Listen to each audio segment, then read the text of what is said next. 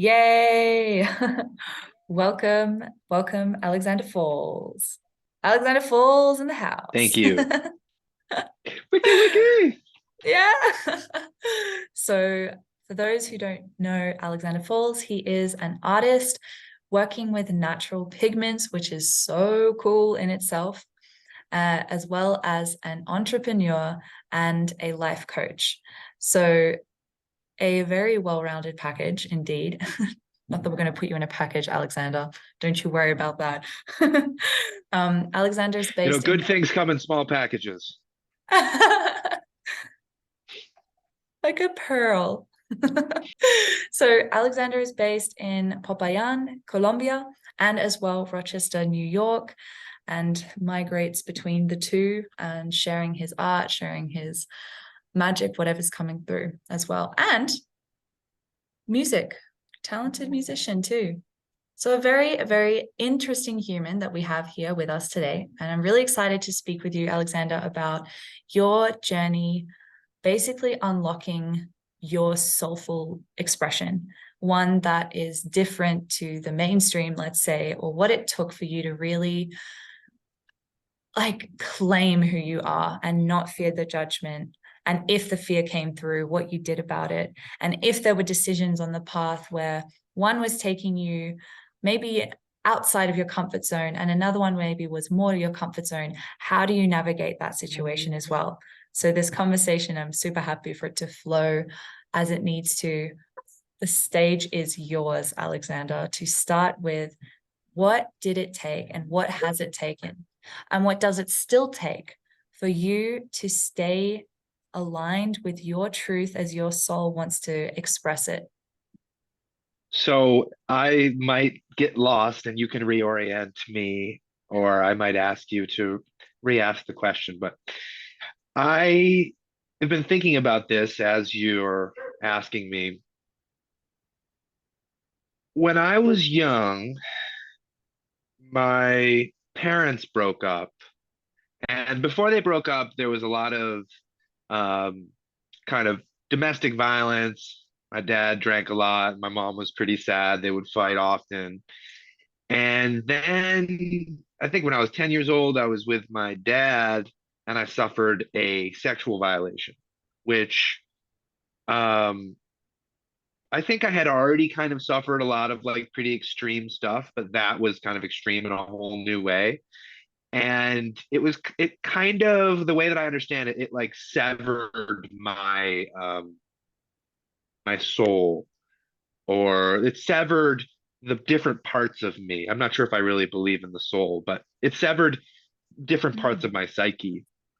And so I had one part of my psyche that was really ashamed of myself. Um, and so I would seek validation and I would seek to make myself useful.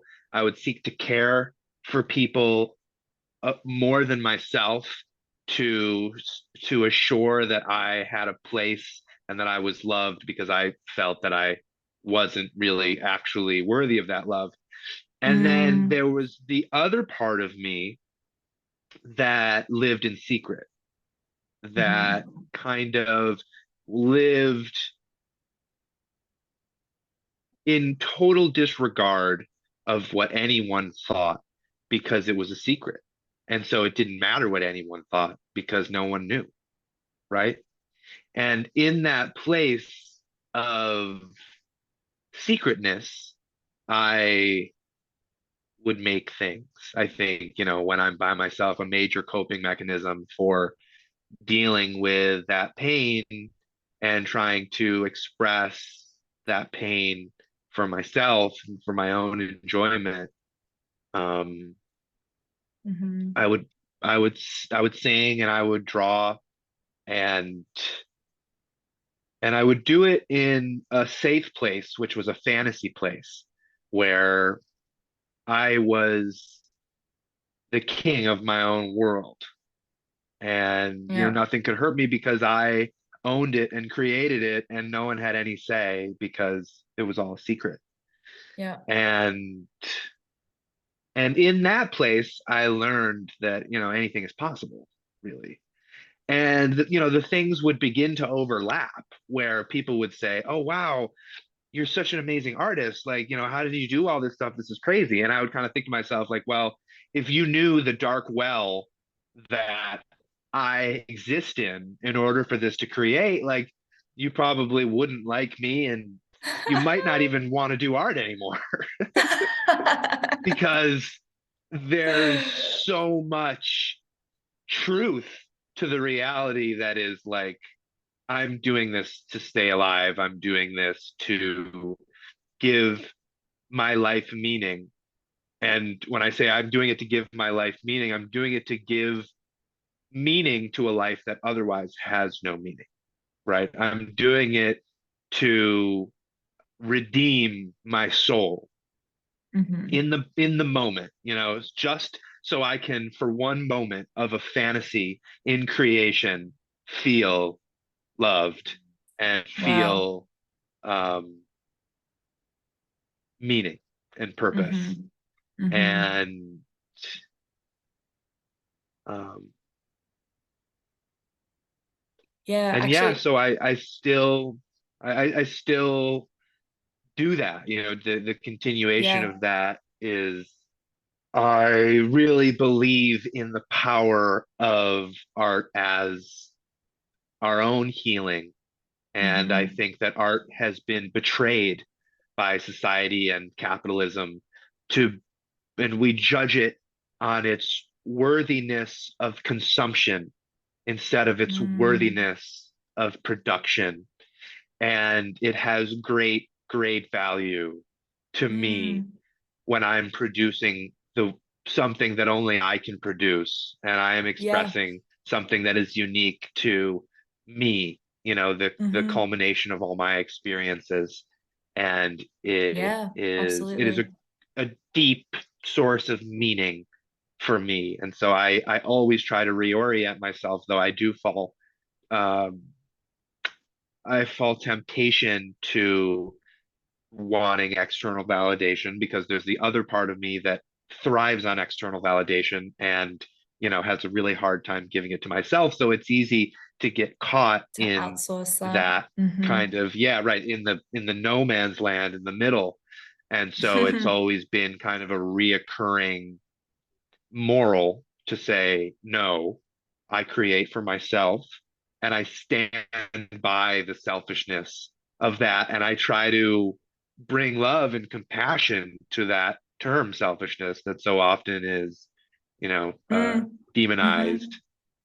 Yeah, as there bad. actually there's so much that you've said that I've been writing down because there's themes that have sort of popped up, which I find extremely interesting. Like, for example, the re-imprinting of the word selfish as, well, how else would you be true to you, for example, be true to your artistic, creative, soulful expression if you were molding to what everyone else was doing?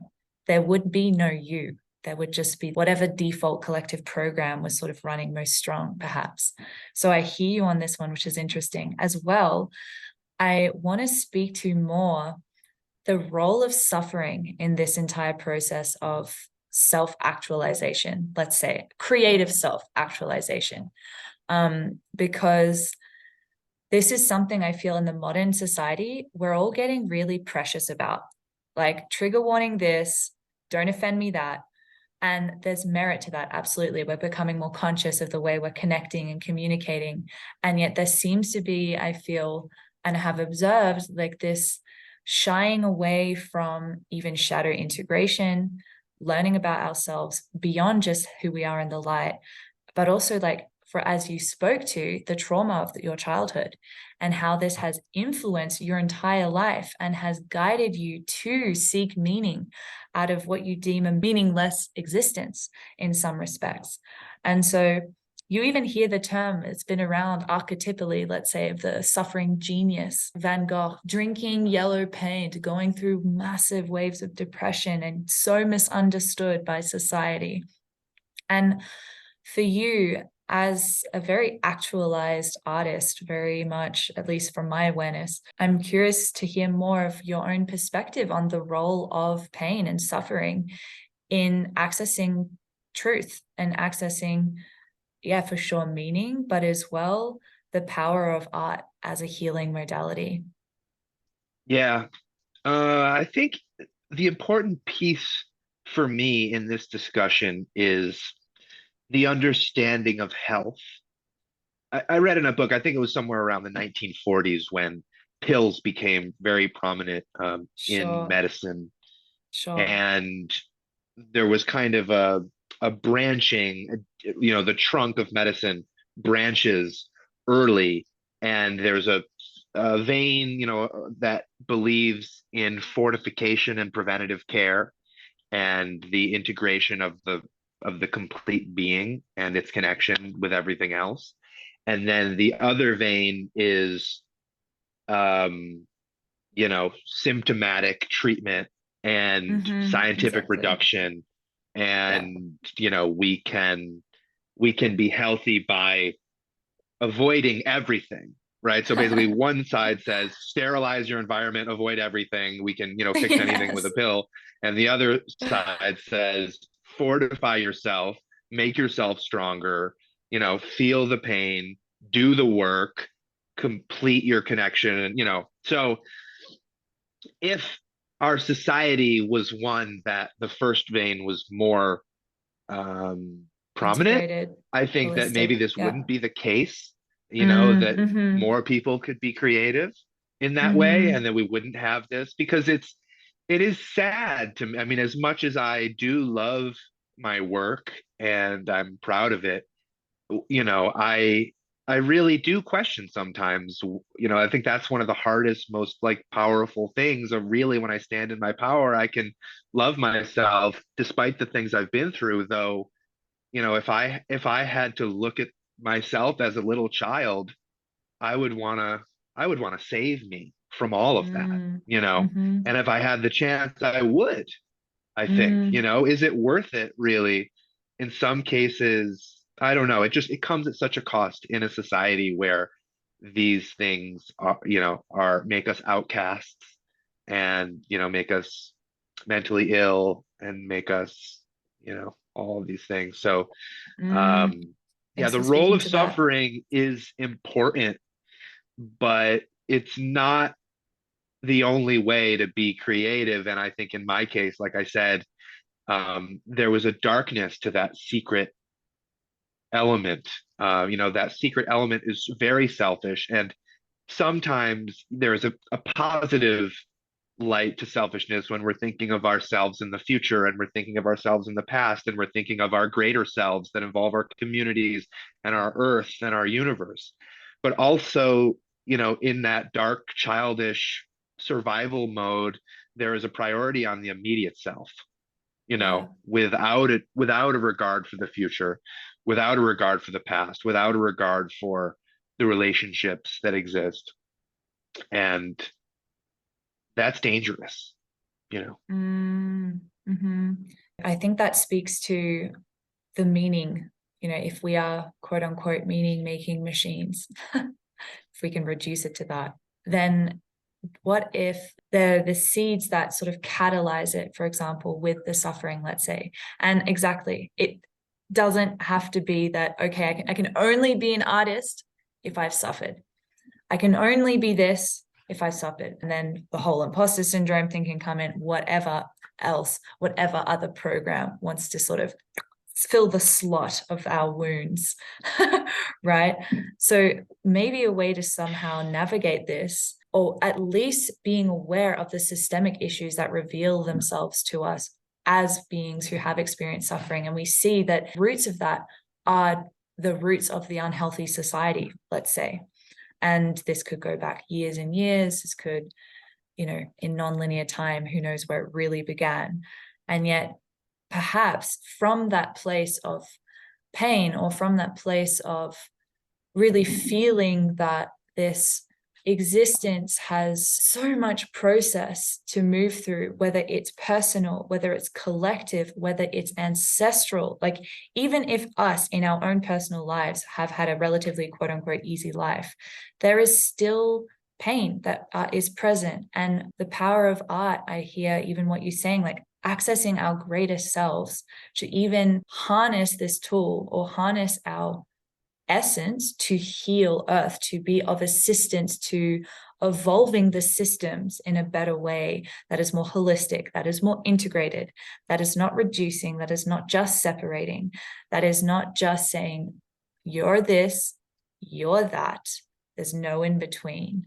You experience trauma, so here's this pill. It's just like, no, I've experienced this. This is my life story. If it had been different, amazing. I could change that. And based on who I am now, based on what I've experienced now, how can I, as you say, give meaning to this life by assisting in a way that is useful, not just for me, but for Earth, for the collective, for the greater good. And so I'm curious to hear your Yeah. perspective on how you believe art or your creativity or your projects could actually assist in this greater way. Because I hear so many artists being like, what's the point? Like, literally, what is the point of all of this? What am I even doing? So what's your take on that? Yeah. So I think that I would rearrange some things, like suffering is inevitable in life. We try our best to shield ourselves from that, and we stay very connected in the, human community, and we kind of separate from nature. But the people who are exiled, or who um, intimacy avoidant, the people who shy away into the corners, are left in silence. Mm. And silence is a connection to nature, right? Because in the silence of our own being, that is where nature resides, because we Mm-hmm. are nature. And so it is through a deep and intimate relationship with one's self, which I could also call nature, that we find our true being, right? We Mm. find the Mm. place where we and nature overlap. And it is in an expression from that place of connection and truth with nature, or God, some might say, that one finds their own voice or vision or story. And Mm-hmm. so transitioning into what we can do for the world, I think the best thing we can do for the world is to connect with God, nature, ourselves, in a place of love, compassion, and silence and acceptance. Mm. Um, when we bring peace to ourselves, then it emanates from us infinitely. Yeah. And that is the best thing that any of us could really do. I think so many people are focused on the external, how can they fix things outside of Mm. themselves? How can they change Mm-hmm. things outside of themselves?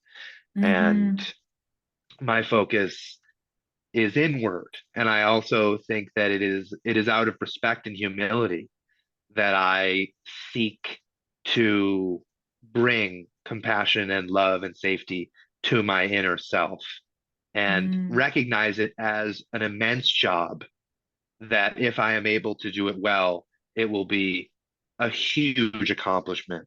And to take on more, to try to fix others before I fix myself, it would be a betrayal to myself Mm. and to Sure. my opportunity, right? I think some things take a lot of time, a lifetime. The metaphor that comes to my mind is baby whales, because it takes a mama whale. I think whales they have like an 18-month gestation period, and then some whales stay with the pod for like many, many years. And it's just kind of like, yeah, you might want to, save the world and bring all the whales back. But the reality is, it takes a mama whale like, 20 years to make one whale. And Mm. that's as fast as it goes. We can't Wow. just want, it's things take time. you know, Yeah. things take time.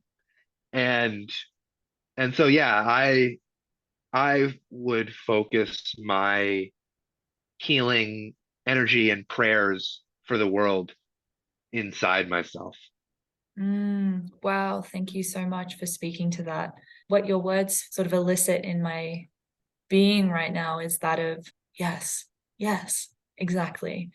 Because even in the question, it exhibits a over importance placed on the external manifestation of what needs to come first from within.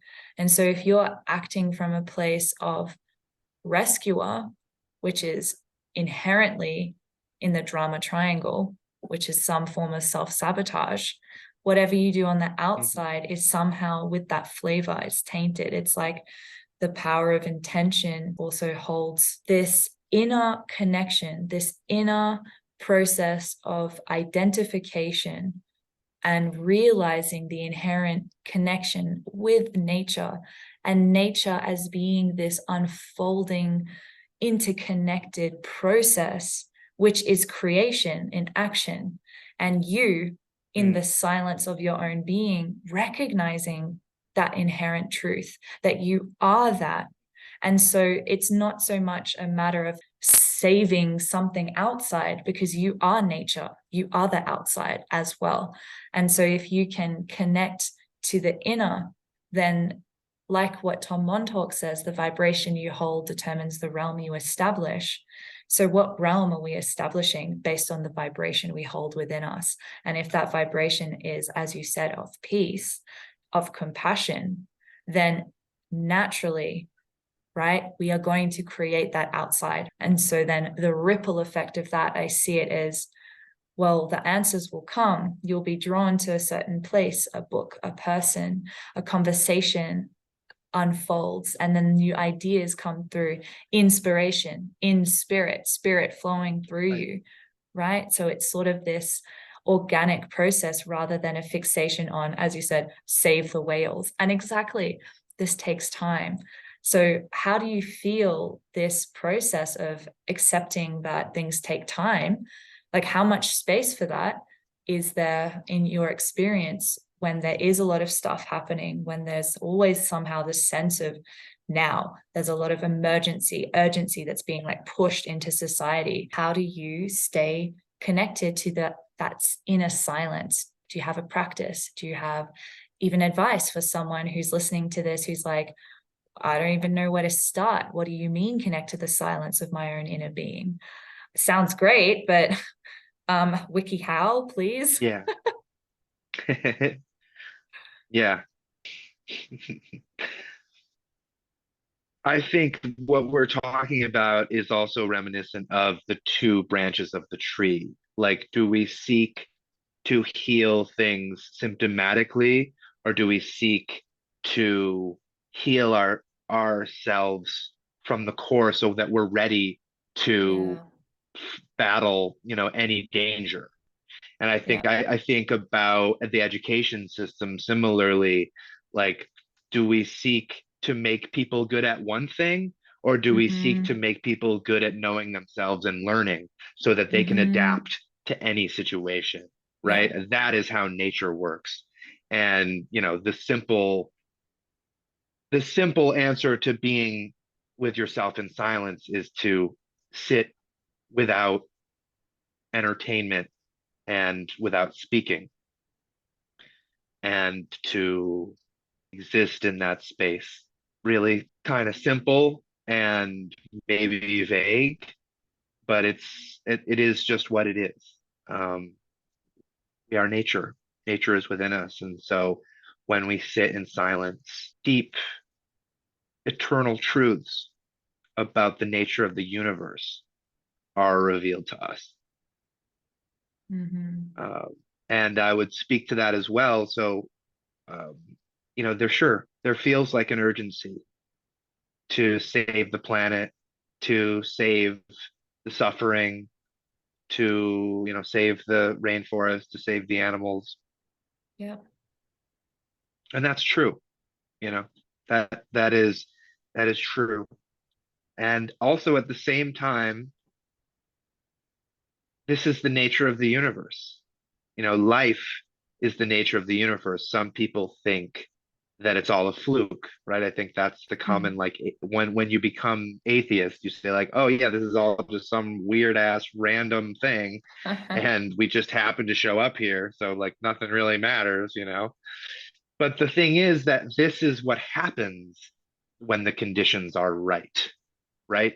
And so it is more of a place of seeking to, not even seeking, it's a place of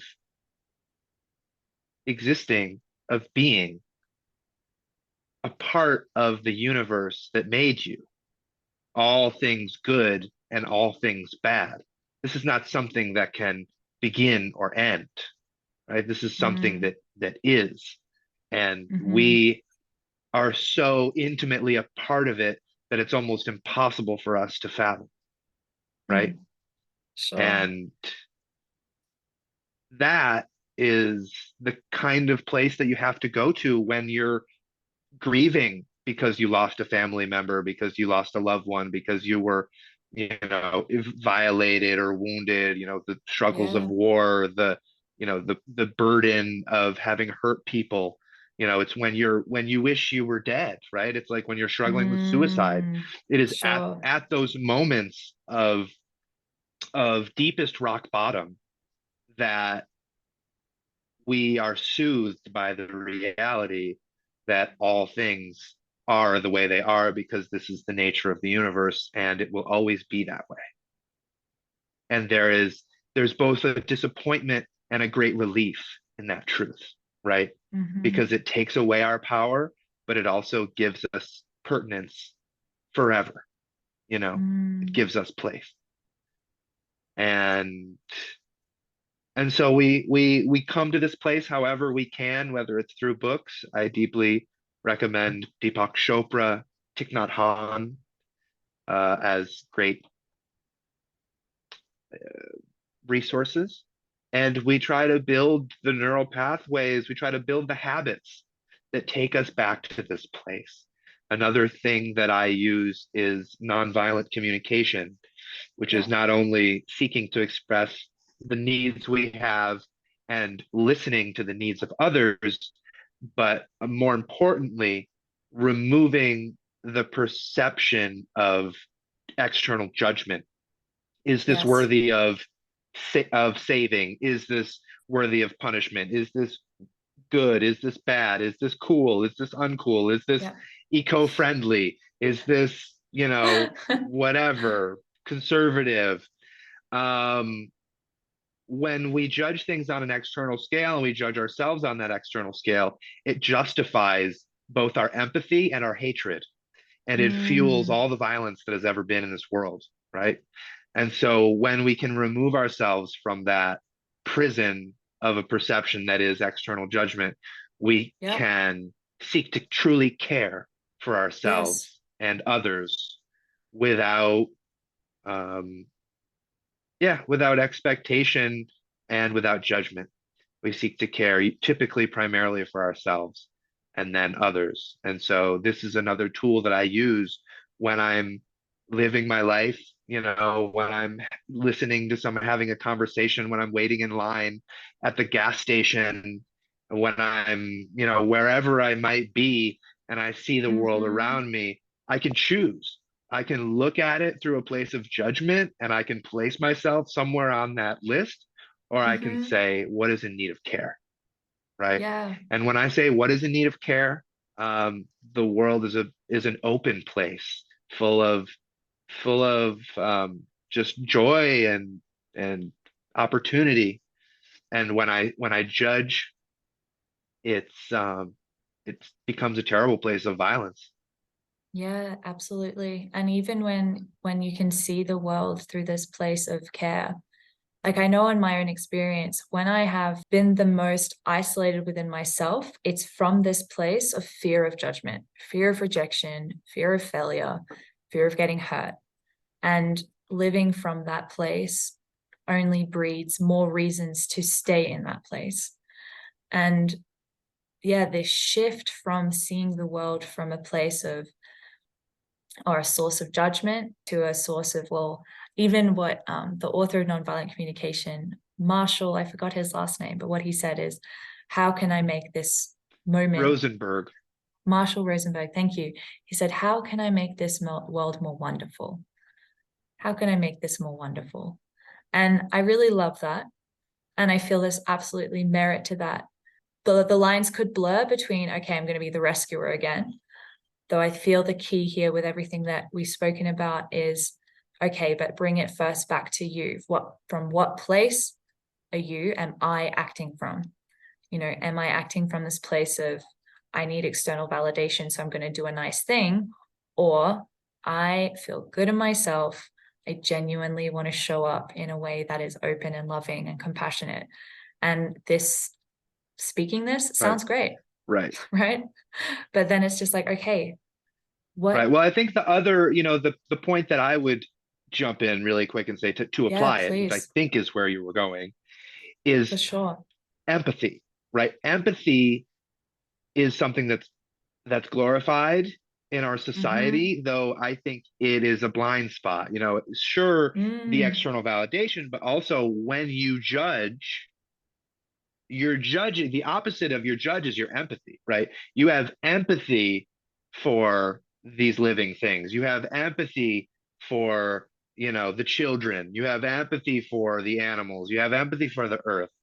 And so when you feel that empathy simultaneously, it justifies the hatred, right? It justifies the violence because you're like, oh, how could you? Well, what the fuck is wrong with you? You like, Yeah, I'm sure. gonna take you down to show you what it means. You must not have a heart. You must not have a soul. You must be subhuman. I have a heart. I empathize with this poor creature that you hate, right? And this is how that Yeah. happens. Compassion is a lamplight. Compassion extends openly to all things without judgment, right? Empathy is Yeah. child's play. And I Oh, don't interesting. mean that to put it down. I think it is essential for children. They say you could write a book about how bad milk is for you, but still say it's good for kids. And that's how empathy is. Empathy is not good for adults, but it's important for children because children have to develop in that container of learning about the world, and they are so open and so sensitive, and it's a beautiful natural part of a safe childhood, I think, Mm, to mm-hmm. foster empathy and to explore empathy as developing children. But when we become adults, it's like, all these things. When you're an adult, you're responsible enough to understand the truth. And the truth about the world is that empathy is dangerous, right? And Mm. compassion is, Very it's interesting. more rational, right? It's Yeah. less dramatic, it's less exciting. It seeks to, yeah, it seeks to understand and to give and spread love completely. Also, this was brought up, I forget the name of the Buddhist monk, but there's a gentleman who wrote a book called Against Empathy, Paul Bloom, I think his name is. And he has a funny scene where he's in a hotel and he sees a Buddhist monk whose name or kind of synonym was the happiest man on earth. And he said that he felt a little embarrassed because he was writing a book against empathy. And the monk asked him, so what do you do? And he thought it was kind of like telling a rabbi that he was writing a book on shellfish or something, that it was like totally sacrilegious to this person. And the monk surprised him and said, no, that makes perfect sense to me. Because I Mm. think it was the Tibetan language, the word for empathy is called nostalgic compassion. And the word for Oh, compassion is interesting. called great compassion. Yeah. Wow. And that when you meditate from a state of empathy, it's exhausting because you feel the suffering of others and it drains you completely. But when you Mm. meditate from a place of compassion, you can do it for hours and it's totally regenerative because it is Mm. not only giving love to yourself, but it's giving love to all things around you. Right. Oh, wow. I love that you spoke into this. Because how often do we hear in society empathy, empathy, empathy, and you got to grow empathy. If you're not empathic, and then empathic became this whole thing like, I'm an empath, so this gives me Yeah, permission to be so totally. right. So even this got distorted. That is so interesting. I'm really grateful that you spoke to that. Because this is not something that I've heard, because I definitely feel as well where the empathy, as you said, is draining is because it feels like rescuer somehow. It's just like taking it all on board as something you got to fix and feel and process. And yet, where are you left after that? I definitely know in my own process when I've just been so boundaryless, right? Because empathy, even, and then bridging that with boundaries, that's an interesting theme as well. Yeah, it's draining, absolutely. And I really hear with compassion, compassion does feel like more of a stronger sense of self. It feels less like the child who's the sponge and experiencing everything, all the things. And as you said, in order to develop the skills to relate, has to feel right somehow what the other person is experiencing to know if they've hurt them or did something that was inspiring or encouraging. And then when you speak to that, it's like, well, how many adults are there in society right now? How many of us are really Very out few. there? Yeah. Yeah, that have truly cultivated this ability to be truly compassionate. I know for myself, like I'm not there Yeah, yet, there's a but yeah, I'll speak to really quick just because I am deeply moved and inspired by this point. There's yeah, another part in the book Art of Living by Thich Nhat yeah. Hanh where he has a whole kind of chapter. He says, "I am the pirate," and there's a story of a ship of people that were fleeing a place of war, and I think it was a father and a daughter and maybe a few other people, and their ship was attacked by pirates, and the young girl was raped, and the father was Mm, killed. And wow. he was instrumental in trying to rescue the people who were fleeing from war. And so he was deeply, deeply devastated, obviously, as anyone would be at this story. And he had a lot of anger towards the pirates. And he did what he calls the walking meditation. And so he Yeah. would walk in silence and breathe for 2 weeks, I think he said. And what he got out of that meditation was this idea, I am the pirate. And he started to think about what would it be like if Mm, I was raised by an illiterate fisherman and I was taken from my family and I was forced to do terrible things and I was influenced to rape and murder, right? And so he was able to find compassion for all of the people in in the story, right? And he said, I am the mm, old man, I am the father, I am the little girl who was raped, I am the mm, pirate who does the raping, right? I am the rescuer, I am the assailant, mm, I am the victim, I am all these characters, right? mm. And this is a part of that journey in trying to free ourselves from the habit or the temptation of empathy to bring justice to our violence. Yeah, sure. Because the similarity with empathy and compassion is this, this saying goes like, if I'm getting it correct, wearing someone else's shoes. Yeah, like it does feel like there is a substantial difference between empathy and compassion. Then when you go to speak about it, at least right now, I'm feeling it's like a very fine line somehow between just fully taking on everybody else's stuff or almost like it's the witnessing the experience of the pirate, for example, Yes. right? Instead Yes. of then the judging of it. Because this judge empathy polarity, this is really interesting for me because also you hear in relationship the narcissist empath. Okay, well, just like light and dark, they're sort of on the same spectrum. So then a narcissist empath, they're sort of like the same thing, but on a different spectrum. You don't really Mm. speak to that much.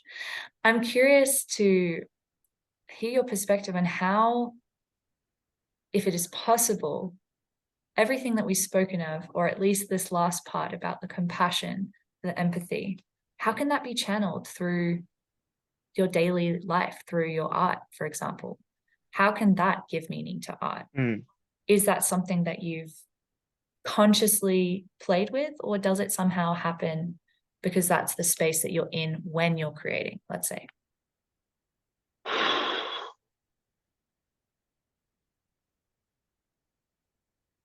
When we truly meditate in compassion and we relieve ourselves from this place of judgment, because the thing that you have to understand about the empathy and the judgment is that it's actually protecting us from the Mm-hmm. truth. The Mm-hmm. truth is much more tragic, right? The suffering without judgment is true sadness, right? Mm. And so I feel like the only thing that I am able to express in that place are tears. Mm. Because when I truly open myself up to the infinite beauty and pain that is our existence, it wells up inside of me. Yeah. Yeah. Yeah. And then from that place, yeah, exactly. It's like, We create. yeah, Yeah. yeah, I see this and feel this as really actually quite neutral. Even though there are tears, it's somehow from a Yeah. space of neutrality. Like there, it's like allowing that Yeah. energy to flow through you. I know in my own process, Hmm. I'm like, these tears are these not necessarily mine, and yet they're mine. Yeah, totally. It's you just kind of allow your body to exist in that truth, to process that pain. And we cry and Yeah. we try to breathe, we breathe through through the tears. And once you get that out, then yeah, then you make things. You write, or you sing or you paint.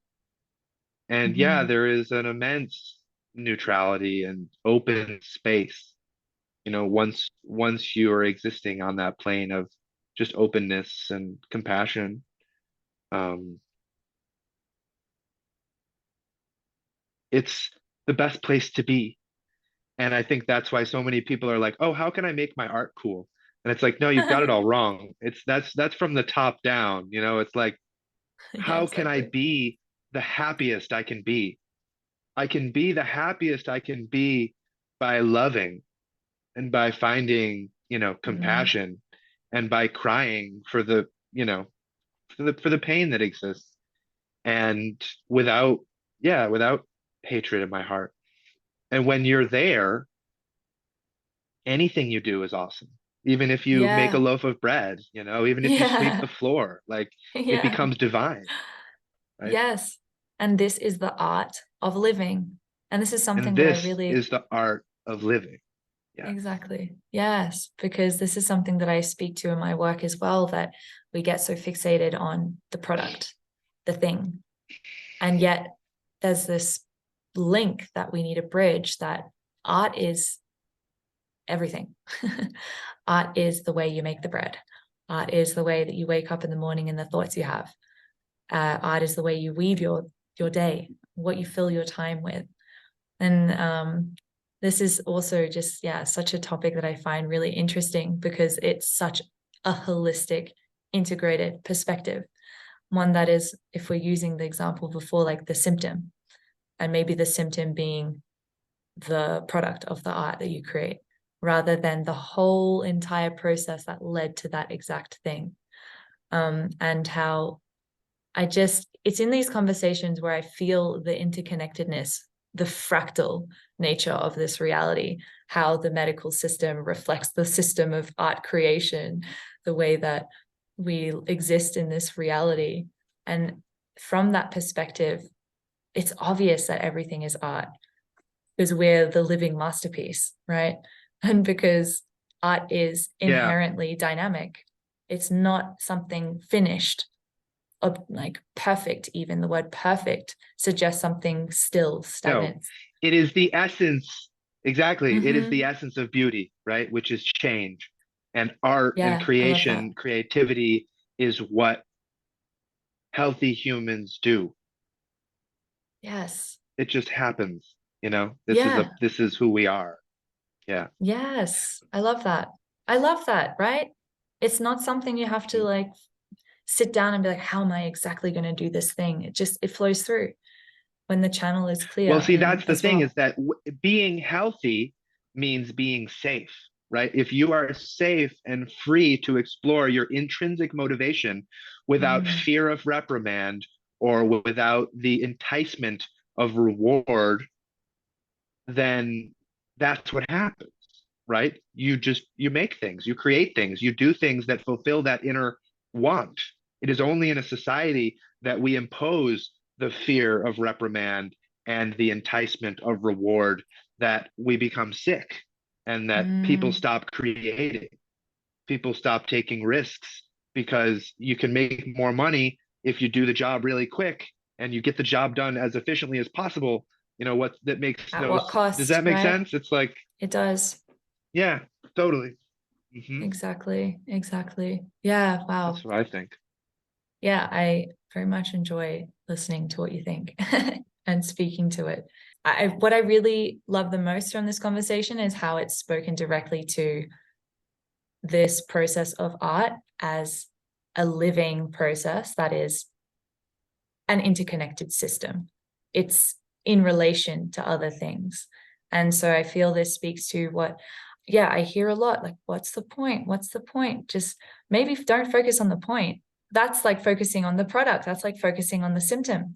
Maybe the purpose is, as you spoke to, accessing the inner silence, cultivating compassion, and trusting that from that place, good will flow through you.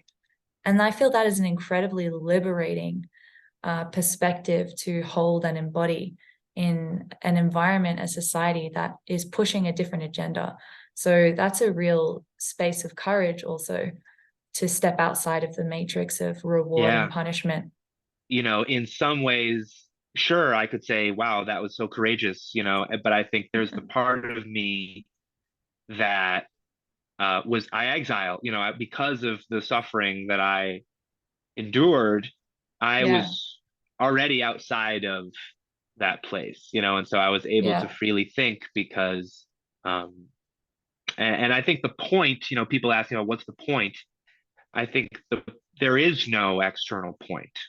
The point is that it brings us meaning, Mm-hmm. right? The meaning of our life is to exist and engage with our environment. And one of the best parts about existing and engaging with our environment is that we learn and we grow and we get better at things and we experience our bodies learning and growing and we gain this practical knowledge.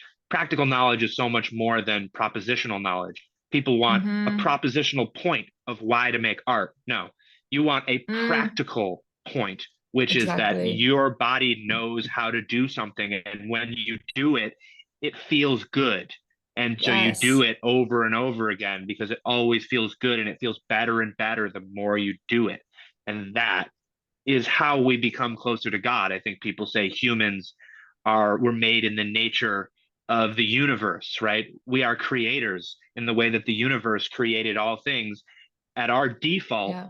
we imagine and we build and we create. And this is how we bring meaning to our life. This is how we get closer to God. This is the point of making art and living for me, in conclusion. Yes. I love it. I love it. This is so relevant. I was speaking about it recently, like all of this like shiny words, hypotheticals, and yet at the end of the day, what's practical? What's grounded?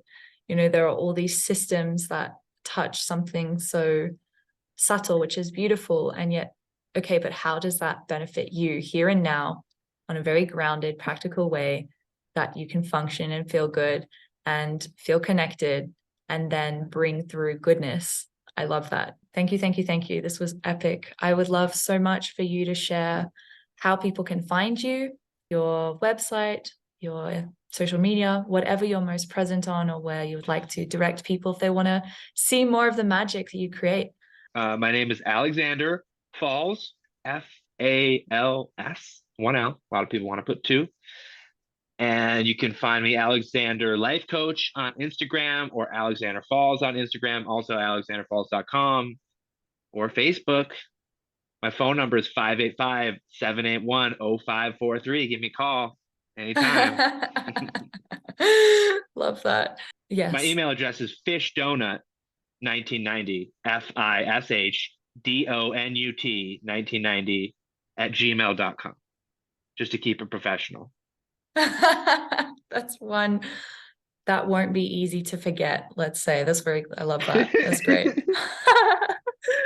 So cool. Thank you so much, Alexander, for having a chat with me. We spoke about some really juicy things. So thank you. Looking forward to listening to this again, honestly. And so for those of you watching, thank you. So I'll pop Alexander's information below. And of course, yeah, you have another beautiful person to be inspired by, which is awesome. I'm all about building the network. So yay, that's awesome.